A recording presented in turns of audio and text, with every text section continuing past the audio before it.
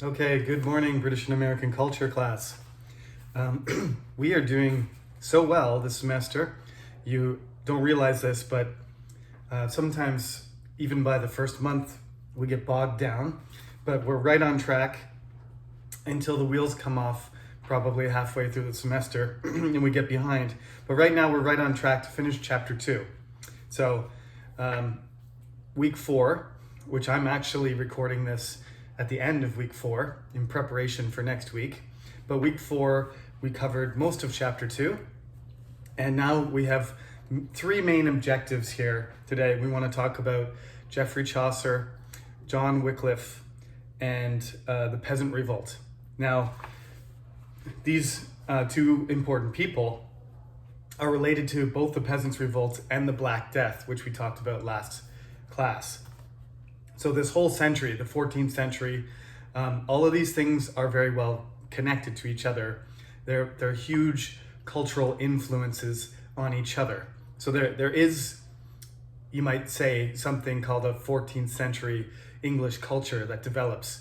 And it really revolves around the disasters, the Great Famine in 1315, and the 1348 arrival of the Black Death, and then it came back again and again.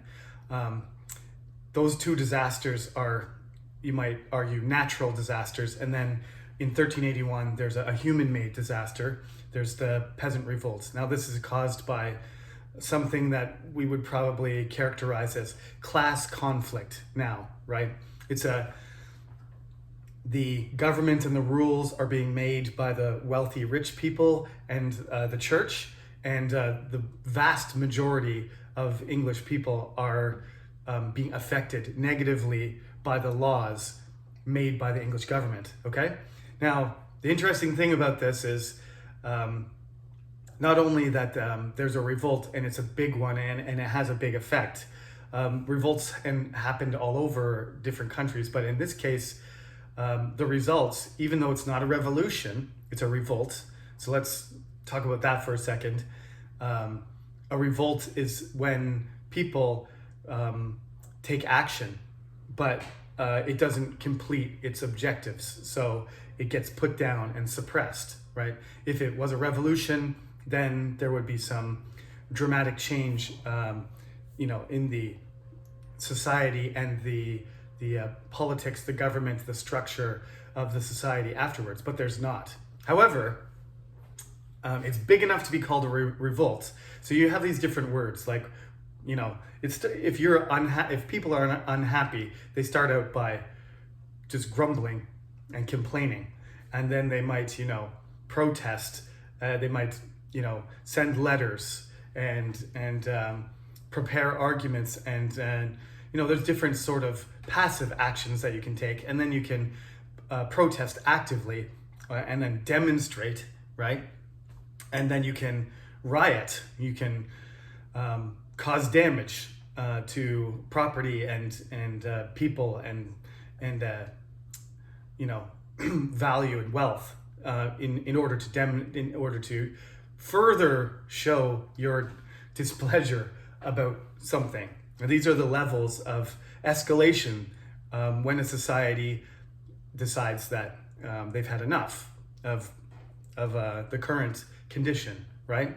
So it escalates, and then you get all the way up to the level of full-blown revolt, which means there's a whole bunch of people, usually with weapons, trying to overthrow the current order. And this is what happens in the 14th century. And like I said, if the revolt succeeds and the people revolting take over completely, then you end up with a revolution. And the title of our book here is Evolution and Revolution. Now, in English history, it's hard to say that there is any successful violent revolution, because maybe we'll talk about, when we talk about the Civil War, you could argue that would be the case, but everything usually gets rolled back. Unsuccessful revolts, usually the establishment gives up a little bit. There's usually some sort of compromise in English culture and British culture later. because the English are the dominant group. And they are sort of, even though they end up with violent events, they never go into full-blown revolutionary mode, as opposed to the Americans, who are a revolutionary culture. But I would argue that that's one of the reasons I chose the title, Evolution and Revolution, because evolution fits better with the British cultural progression, and revolution fits better with the American. Right. So next Friday, we do have our second quiz, which will be about the contents of this lecture and week 4's content as well. Okay, so you have 3 lectures to look over, and it's chapter 2 in the book. I have been growing my beard. This is supposed to be a kingly beard or a 14th century style. I have not cut my hair on my face or on my head. So this is what it looks like after 1 month. And also I was at my Jumal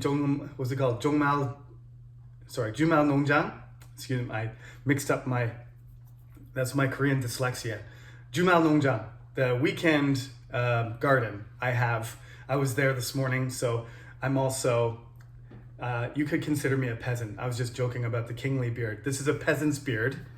I'm Anglo-Saxon with a bit of Irish and Scottish mixed in there. So I'm kind of, except for my Columbia logo, I'm a little bit dirty, and I am wearing a cross as well. This is a cross that was given to me when I was a teenager. And I'm sort of modeling the 14th century peasant, because my ancestors were not lords and ladies. So this is my peasant. I will get a haircut and shave, and I will resurrect my image next week. No pun intended. I know next Friday is Good Friday, but that's what I meant. I'm going to rejuvenate. Maybe that's a better word. So next Friday happens to be my mother's birthday and Good Friday. As I told you, religion is a very, very central thing. So 14th century British culture, English culture, including the Scots, because they will join together and create a union, which will be British. These two people, their lives are very, very centered around religious belief. So things that you wouldn't care about now, like me making a pun about Good Friday, I could be severely punished for saying something like that 700 years ago. England was a little bit more lenient, but what happens during the middle of the century is John Wycliffe starts to have some ideas that are different than the Catholic Church. And he starts to formulate how he would see worship, proper Christian worship being operated. And this is what we call a heresy. This is what the Catholics call a heresy. It's another way of being Christian, but it doesn't follow the rules of the Catholic Church. So it's illegal in the Catholic Church. It's called heretical belief. Okay. Now there's never been one of those that they've popped up in different places in Christendom, in Europe, in Christian Europe, and other places in Africa and the Middle East. The Catholic Church considered pretty much any other version of Christian, belief not official. So even Egyptian the Coptic Church could be considered heretical, and the Arians, which were the Germans, version of Christianity, those were all heresies according to the Catholic Church. So when Wycliffe starts to say these things about, well, maybe look at all the devastation around us, look at our condition, and look at how wealthy the Catholic Church is, and look at, as I said, many of the Catholic priests and monks and abbesses and clerics, they continued to do their jobs and serve the people, especially the monks, like the Franciscans, who lived in poor areas. They continued to serve and do their duty for the people, and so they got sick and died. So in some places, more church officials, and not at the top, but the actually working clergy that are interacting with poor people, more than half of them die. And this generation that replaces the losses, the deaths of all these church people working in the church, they have less training. They basically lower the bar quite a bit. So you had to have a minimum age in education. You had to have training and stuff to be ordained as a priest or an archdeacon or any of the positions in the church. There were certain criteria that were quite strict. There was always, rich people just, buying positions for their children. But if you needed to have a certain amount of expertise, especially in the language, like Latin. You need to be able to read the Bible in Latin, and you need to be able to speak Latin and explain it. That's part of one of the functions of the Catholic Church. So many of these people die. Many of these people in the villages and on the ground and working in the city, they die. And they get replaced by amateurs, younger, less trained, less serious, less committed people. So, the quality of the clergy goes down. John Wycliffe is a cleric. He's being trained as a cleric in the Catholic Church, and he's attending Oxford. He's working at Oxford, studying at Oxford. So he's at the most prestigious place in Northern Europe, in some cases, north of Paris anyway. Certainly in England, it was it still is the most highly regarded institution. He decides that the Bible should be taught, understood, and communicated in vernacular. And vernacular means the regional language. Latin is lingua franca. It's a language that goes across. It's a language of educated, international church and official business. So everybody who's educated and wants to have any sort of audience outside their area writes in Latin, because you can write in Latin in England and somebody in Germany or France or Spain or Italy can read it, and you can communicate with each other. So for hundreds of years after this, Latin is still going to be important. But he thinks that every person should have access to this. This is, a Martin Luther idea, which will happen several hundred years later, but this is much in advance of the 16th century. We're in the 14th century here. So it's very advanced concepts. They're proto-Protestant, okay? And, there are Catholic churches in Korea and Protestant churches in Korea, but the majority of Korean churches are Protestant. So it's this kind of mentality that everybody should have access to a Bible. You don't preach the Bible in an alien language that no one understands except for a very select few, which means everybody should be able to understand it as well. And that's another function of the Catholic Church, is that the Catholic Church believed that they were specially trained to explain the Bible. But John Wycliffe believes that everybody should have access to it, should be written in English, and people should be able to interpret it for themselves. Furthermore, he thinks that the Catholic Church is too wealthy. It's got a lot of land. It's being wasted, essentially. It should belong to the people. That's not the function of the church, to be a gigantic landlord. The church, that land should be available to the people, and it should be redistributed. These are very radical ideas. Definitely most people in the church and most people in the government who are wealthy don't like this idea of sharing all the wealth, because if you share all the wealth of the Catholic Church, why don't you share all the wealth of all the other rich people too? The church is just like a really big organization that possesses a whole bunch of property, just like a gigantic corporation, or like the royal family, or like some of the other nobles, right? The king's uncles at this point are also very rich and have huge estates with many people working on them. Why don't we divide those up too? it's an easy jump. So they want to defend the Catholic Church. Ironically, though, Wycliffe isn't punished, and he just gets made to retire. They tell him, stop spreading your ideas. You caused enough trouble already. We want you to retire.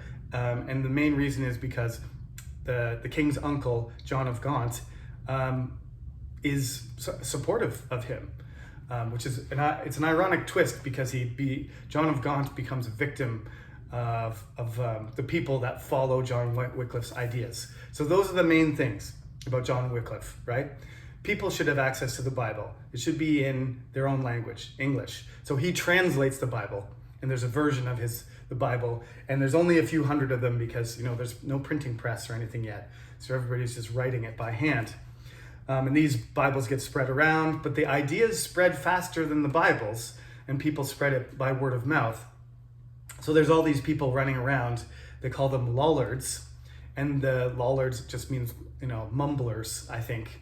Some kind of Dutch or German word that means person who mumbles. So it's meant as an insult, but these lollards go around and they gather people together, and they gather them together because they're all upset. Okay? Now, the reason that they're upset is because I explained the Black Death has had a terrible effect on the economy. It's had a terrible effect on trade, on movement of people, and the labor force has shrunk. But for several hundred years before the famine, one of the reasons the famine was so devastating in the years around 1315, not just 1315, it was about 7 years of bad weather. Some of the reason for the severe amount of suffering was that it was already overpopulated. They had very good weather. They had what they called the long summer for several hundred years, from about the 11th century until the 14th century. For about 200 years, they had mild, warm summers. It was a climactic cycle, and that cycle ended for whatever reason, the sun or the movement of air on Earth or whatever, the shifting of climate naturally. It's not like climate change now. This is natural change, not human-driven change. So they have this good weather, warm, mild, and they have bumper crops every year. And a bumper crop means they have extra food. So the population skyrockets, and then they have really bad, exceptionally bad weather when the population is already at the limit. So there was more people starving than there should have been because it was already overpopulated. Then the Black Death comes along, and all the people who survived eating very little, and so they were malnourished and their immune systems were weak because they grew up during the famine years. So these people, had very little, and then they're probably middle-aged like me. Well, it's old age at the time.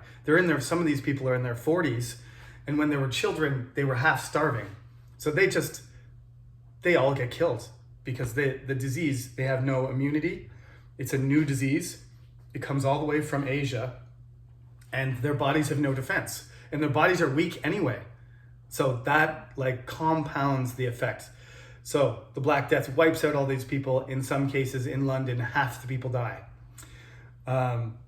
As I told you though, there was already severe economic problems in England because of the overpopulation. There were too many workers, right? So the wages, the amount of money each person got was pushed down because there was an oversupply of labor. So after this 50-year period of famine, bad weather, and disease, now the population has been cut by at least 30% over the last 20 or 30 years. So in the 1370s, there's less people to work, but there's a lot of work to do, but there's less people to do it.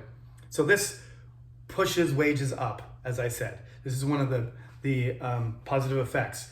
But of course, the landlords and the rich people don't want to pay more for labor. So they pass some laws to keep the wages artificially down. They make a limit. this makes everybody angry, of course, because they want to make more money each. Wouldn't you? Right? If the government said, okay, the minimum wage has to be this low, you can't imagine that happening now, because actually the Korean government is trying to increase the minimum wage and the companies are trying to make it stay down. But in this period, there are no companies. There are just rich people in government, and they are the owners of the land. And the people who rent the land and work for them, they want them to pay more rent, and they want them to pay less wages. Okay. So this is the situation. Wycliffe starts spreading all this information about we should take control of the Catholic Church's land, and people should decide for themselves, and we shouldn't depend on the Catholic Church for understanding. The church in Rome is actually, the Pope is controlling the appointments of church officials. So there's Italian archbishops and Italian bishops and archdeacons being chosen for positions in England, and they're not living in England. They're living in Italy, and they're just getting the money sent for their position and not actually doing the work. They're not actually in the cathedral. They just have the position. All of these things make people very angry at the church. They're angry at the church, and they're angry at the government, at parliament, at the wealthy upper class. Not so much the king himself. I don't really blame the king, because the king at this point is 14 years old. But they do blame the king's uncles. They blame the earls, the lords, the barons, the dukes. They blame all of them, and they want revenge. So there's all these lollards running around preaching resistance and change, and there's some real anger about the policies of the government. And then young Richard II, who's just a boy, he's a teenager, they're fighting wars, and he decides that he's going to increase the poll tax, which is a tax per person that you have to pay. Poll tax means head tax, per person tax. So on top of limiting how much money you make, and the lords and landlords and rich people charging you more rent, or the usual amount of rent. The rent's not going down. In addition to this, the treasurer, the king's government decides that they're going to increase the tax you have to pay, so he can fight a war with some other continental power, right? He has to fight against various peoples. It's always Scotland, France. There's different expeditions, but he needs money for a war. And so he wants to raise the money by taxing the peasants, taxing me. This is the breaking point. That's people, the preachers are gathering together, and then large groups of people start getting pitchforks and sticks and knives and everything, and gather together, and they some people are thrown in prison for resisting. They break these people out of prison, and this happens in Kent, which is, if you recall, earlier when the Angles and the Saxons came over, and the Jutes, that's probably where the Jutes landed. It's the closest part of England to France. It's the most affected by French culture as well, but the area is called Kent. It's just kind of a little bump that kind of juts out into the North Sea in the direction of France. And in Kent, this is where the revolt gets going, gathers steam. And there's a preacher called John Ball, who is a devout follower of John Wycliffe's ideas, and he starts going around preaching to all of these peasants and saying, let's go march on London. And they organize themselves under a man named Wat Tyler. And Wat Tyler is one of these mysterious figures in history, because we don't really know anything about him. Wat means Walter, short for Walter. And the family names usually meant something related to your profession. So his last name's Tyler, so he was probably a roof tiler, probably put tiles on roofs. He, according to what we know, he seemed to have some experience as a soldier. So he was sort of, he was he had a trade, he had a profession, so he had the respect of the other townspeople, and he had a little bit of military experience, I suppose. And so he became the leader of this group of thousands of them. It's more than 10,000 of these people gathered together. And they start marching around from place to place, burning down rich people's houses and targeting offices where they kept the records of property, of ownership of property. Because they thought that if they burned all these papers and these records and these documents, then they could be free from these obligations to stay on one person's land. At this time, there's still this level of it's not exactly slavery, but it's kind of bonded servitude. It's kind of like slavery. We call them serfs. These people had to stay on the land. They were obligated to stay on one landlord's. They were connected to the land, and whoever owned the land sort of owned them. Right, so they had to work this piece of land, and they owed a certain amount of their produce every year to the Lord, and in return, the Lord would provide protection and support for the local estate. And this was a widespread system. That system of serfdom would continue in Russia until the beginning of the 20th century. There were still serfs, working as farmers on land that belonged to other people and were not allowed to leave their land. Them and their children were in perpetual servitude to a local landlord, a duke or a baron or a count.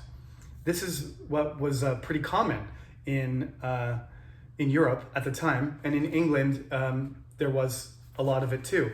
It was called feudalism, and they want that gone. And if they burn the records, just like they did in the French Revolution, a lot of the peasants in the French Revolution ran around burning rich people's houses down and getting a hold of these documents or records saying who owned what, and they destroyed them because those papers were legal documents that were symbolic of their slavery, of their bondage, and they wanted to be free. So they did this, and they went around and they gathered more people and they marched on London. I was making this story a little bit too long. I'm gonna run out of time here. So Wat Tyler leads these people to London, and they get there and they have these demands. They want to end serfdom. They want, just like they limited the wages, the government limited the wages. Okay, if you're gonna limit the wages, you have to put a limit on rent as well, because if we don't make enough and we have to pay too much rent, we can't survive. So at least if you're going to limit our wages, you got to put a cap on rent as well. They want the property of the church redistributed. So they want it confiscated and redistributed. And they want to kill the treasurer, the chancellor, and John of Gaunt, which I just said, he was the guy who saved John Wycliffe's life. So it's kind of a bitter irony that this huge mob, who is partially inspired by John Wycliffe and his followers, not directly, John Wycliffe didn't tell him to kill John of Gaunt. He started the whole movement with some of his ideas. And now this huge group of people wants John of Gaunt, they want his head, as he's the figurehead of the government, not the boy king. It's his uncle, John of Gaunt, who they blame. So they want the heads of the treasurer and the chancellor and John of Gaunt. By the time they get to London and meet the king, they already got the treasurer and chancellor, and they're already dead. So they just want John of Gaunt.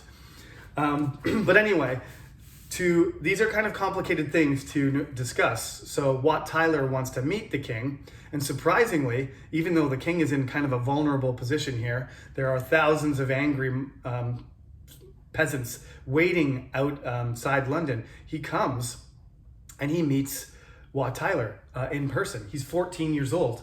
It's a pretty brave thing to do. And Richard II is going to be a pretty bad king later, but this is probably his best moment, his greatest moment. He acts like a brave adult king, and he comes out to meet this dangerous man who has been causing damage and property damage and violence all the way from Kent to his capital city. And then he talks to him and they start discussing it. And apparently Wat Tyler did something aggressive. He threatened the king or was disrespectful. And the Lord Mayor of London pulls out his sword and kills Wat Tyler right there. And this is a complete game changer. As soon as Wat Tyler was obviously very important to the organization of the peasants. So when he gets killed, they all get confused about what they're supposed to be doing. And while they decide what they're going to do, some of them start to disperse. So the mob gets smaller, and the king gets his men-at-arms, his soldiers, to come in and break up the peasant mob and starts killing them, and they start running away, and the whole thing dissolves right there. And Richard II is, when he meets Wat Tyler and he negotiates at the beginning, he seems to be very open to their ideas and to discussion and negotiation. But as soon as the tables are turned and he has the upper hand, he wants to get revenge. He feels like he has been threatened and insulted, and his dignity has been damaged. So he declares, he says something like, "Rustics you are, and rustics you will remain, except even worse than before." So if you thought my poll tax and keeping your wages down in your situation was rough before, now that you did this, I'm going to make your life even worse. That's what he threatened after the danger was past. So that's the end of the 1381 revolt. However, afterwards, it's like I said, it seems like in English culture, there's a recognition that there was a real problem and that there was a danger and that it wasn't irrational. There was some reasons, there was some logical motivation behind this violent behavior, and they wouldn't have done that if there wasn't something serious that was wrong. So there is a series of laws that are passed. The wages are allowed to increase. The poll tax is changed. And so they do, even though they don't get all of their demands, serfdom continues. But serfdom starts to die out, and they are allowed to move and search. Like if there's some competition, you can get more money from working on a different estate in a different land, then you're allowed to do that. So the real wages of peasants after 1381 increases a lot. And in the 15th century, although there's going to be a lot of problems with the 100 Years' War and the War of the Roses and unstable governments and a lot of uncertainty in the 15th century, the next 100 years is going to be the golden age of the yeoman, the golden age of the English farmer who has a small estate of their own, a free farmer. That's what a yeoman is, basically, a small land. These conditions, including the revolts, all of them together, will allow for the conditions for a strong yeoman class to exist, and this will sort of transfer or translate into a development of a sort of middle class in the early modern age, a more educated, more a wealthier group of people that are in between the rich and the poor. Okay, last thing for today. One of my favorite authors of all time, Chaucer. Now, if I show you some Chaucer, and usually I do, it's not very useful for students of a second language to look at. But if I show you Old English, and then I show you Middle English, and then I show you Shakespeare, and then I show you contemporary English, you can see that Middle English and early modern English, Shakespeare and us, are similar. But Old English is almost like a completely different language. It's just a bunch of Vikings and Saxons talking to each other in a dialect. That's how I look at it. It's very, very difficult to connect the words to anything. But if you read Chaucer carefully and you listen, because the spelling is quite a bit different, but if you listen to the pronunciation of it, it's very phonetic. It has a different rhythm to it, but a lot of the words are the same as we are. It's the vocabulary starts to form, and this is because he's writing in a Midlands dialect. It's a sort of central English type of language. This region becomes very important because several of the early English writers write in this. There's no dictionary, of course, right? So he's just writing it down the way he would say it when he was speaking. And he was an educated upper class person himself. So he's very aware of Latin and French and English and how they're kind of being combined. And so he puts it down on paper for us to see and for everybody else to see in his time period. And that's one of the biggest contributions he makes, is because this is a sort of consolidation of the language. And he starts to make English a language that can compete with French and Latin and Italian. Not yet, but that's the step that he's on. He's on the level of your Boccaccio and Petrarch and Dante and everything like that. Just him. There's not a big pool of, but he's the stepping stone there for the later great English writers to add to. So that he's making English a language that can be considered a great literary language, where it wasn't before. So in that sense, you can call him the father of English literature. I like to distinguish that between Shakespeare, who I consider the master of English. He's the one who produced all of these turns of phrase and manipulated the language in just the right way. So he's the master of English, and Chaucer is the father. Okay? It doesn't mean that Chaucer's better than him, but he came before, and without Chaucer, maybe there would never have been a Shakespeare. So that's Chaucer's contribution. He was born during the years of the plague. He was born in the middle of the 14th century, and so he was writing during this 14th century culture. And the other thing about his masterwork, his masterpiece, the Canterbury Tales, is it ties everything together. Again, like I said, it's a group of people from different walks of life. There's a priest and a townsperson and a knight and a divorced wife. There's all these different figures, and they each take a turn telling a story because they're at an inn on their way to Canterbury. And Canterbury, of course, is a shrine dedicated to Saint Becket. Remember the guy who got his head chopped in half while he was praying? That is the site of a shrine that is the most famous shrine in England. So if you're going to go on a religious pilgrimage, that's where you're going to go. See, all these things really neatly, fit together. And he gives you this kind of, multiple character kind of tapestry. He paints this picture of medieval England. So if you read it, you get the point of view of all these different people.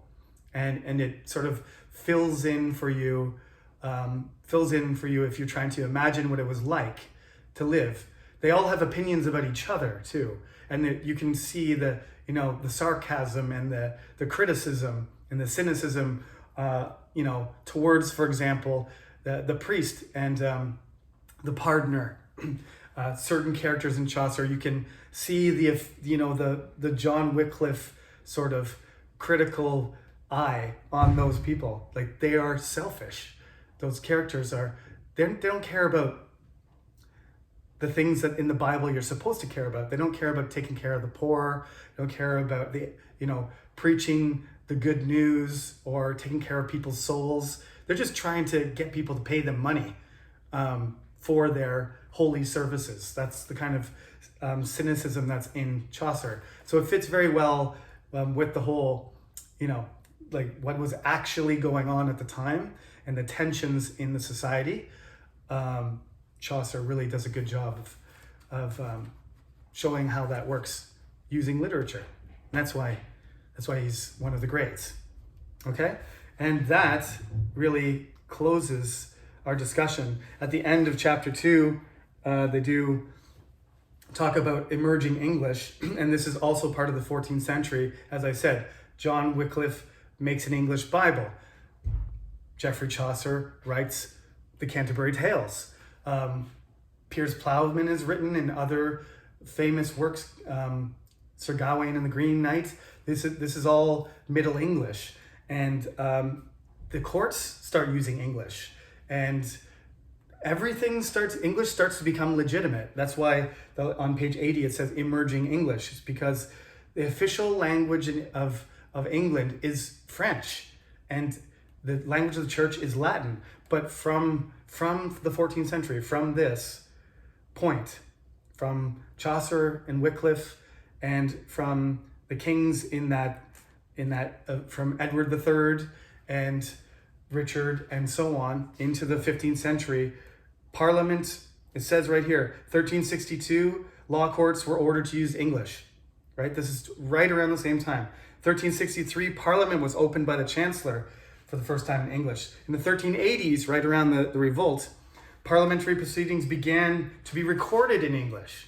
So now it's legal language, it's government language, and it's being recorded in English, and then wills and guild records and everything. And then eventually there starts to be more interest again in religious texts and scholarship to be in English too. And so from there, English starts to become a more powerful local language, and it just keeps expanding from this point in all directions, in the literary direction, legal, religious, and we'll be following that development in subsequent lectures. But for now, that's the end of chapter 2, and that's all the material you need for quiz number 2. Thank you for listening, and I will hopefully appear in a younger looking form next lecture. Thank you. Good luck on your quiz next Friday.